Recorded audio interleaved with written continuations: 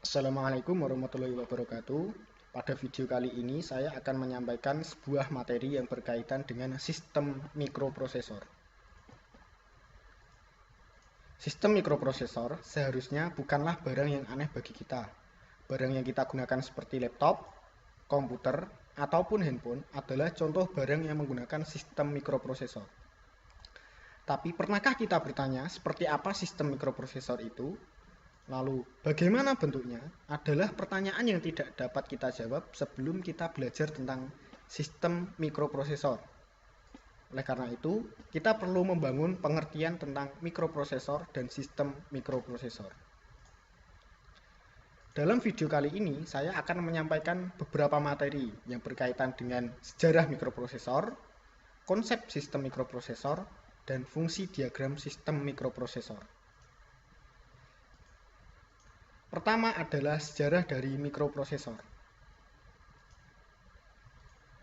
Teknologi mikroprosesor pertama kali diperkenalkan pada 5 November 1971 oleh perusahaan elektronik asal Amerika, yaitu perusahaan Intel Corporation. Chip mikroprosesor pertama yang ditemukan adalah chip mikroprosesor Intel 4004 yang merupakan chip mikroprosesor dengan ukuran 4 bytes. Dua tokoh yang berperan dalam penemuan mikroprosesor Intel 4004 adalah Bapak Federico Fakin dan Marcian Tethoff, yang merupakan dua ahli insinyur dari perusahaan Intel Amerika. Berikutnya adalah konsep sistem mikroprosesor. Sistem mikroprosesor merupakan sebuah sistem yang dibangun dari beberapa komponen utama. Ada unit mikroprosesor atau CPU, yang kedua unit memori, yang ketiga unit input-output atau I/O, yang keempat clock, yang kelima bus data, yang keenam bus alamat, dan yang ketujuh adalah bus control. Semua komponen tersebut dirangkai menjadi sebuah sistem yang berfungsi sebagai pengolah data elektronik digital. Materi selanjutnya adalah fungsi diagram sistem mikroprosesor. Pertama, yang akan saya bahas adalah CPU unit. CPU atau Central Processing Unit atau MPU atau Microprocessor Unit berfungsi sebagai pusat pengolah dan pengendali sistem mikroprosesor. Jadi, jika diibaratkan sebagai manusia, maka CPU merupakan otak yang berfungsi untuk mengatur dan mengontrol seluruh aktivitas dan instruksi yang dilakukan oleh sistem mikroprosesor. Unit yang kedua adalah unit input-output atau I/O. Unit I/O dibangun dari komponen input dan komponen output terprogram atau biasa disebut dengan Programmable Input-Output atau PIO. Unit I/O bekerja dengan menghubungkan peralatan input dan peralatan output dengan CPU atau MPU.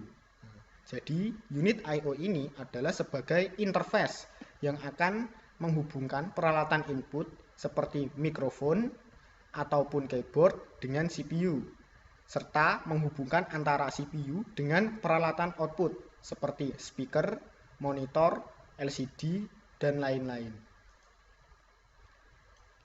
Unit yang ketiga adalah unit memori. Unit memori terdiri dari dua unit, yaitu unit memori baca atau disebut dengan read-only memory atau ROM, dan yang kedua adalah unit memori baca tulis atau read-write memory atau RWM.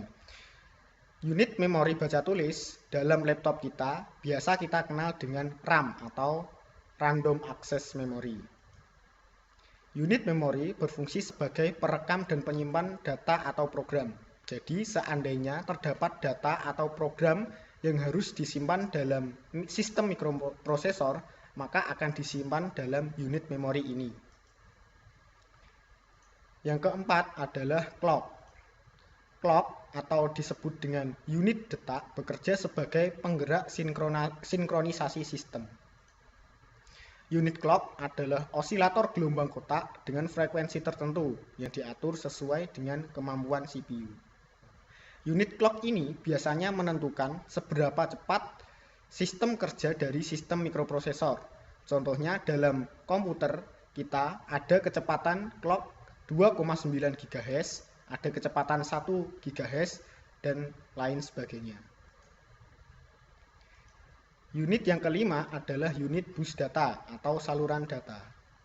Bus data atau saluran data merupakan sejumlah saluran tempat di mana data ditransfer. Jadi, seandainya ada data dari CPU, maka akan ditransfer melalui bus data menuju unit memori ataupun unit I/O. Transfer data dapat terjadi di antara CPU dengan memori unit ataupun di antara CPU dengan unit I/O. Bus data bersifat dua arah, yang artinya data bisa masuk ke dalam CPU dan juga bisa keluar dari CPU.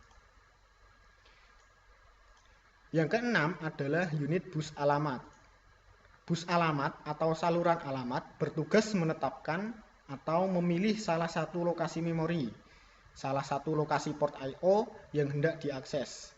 Jadi, jika bus data berfungsi untuk saluran data, maka bus alamat atau saluran alamat ini berfungsi untuk menentukan atau memilih lokasi memori ataupun lokasi port I/O di mana data tersebut akan dikirim. Yang ketujuh adalah bus kontrol. Bus kontrol atau saluran kontrol berfungsi mengatur penyerempakan memori, penyerempakan I/O, dan penjadwalan CPU, interupsi, kendali, Direct Memory Access atau DMA, dan pembentuk clock dan reset. Jika tadi bus data berfungsi sebagai saluran data dan bus alamat berfungsi sebagai tempat untuk menentukan lokasi di mana data akan dikirim, maka bus kontrol ini adalah untuk menentukan apakah data itu kita baca oleh sistem mikroprosesor ataupun ditulis oleh sistem mikroprosesor.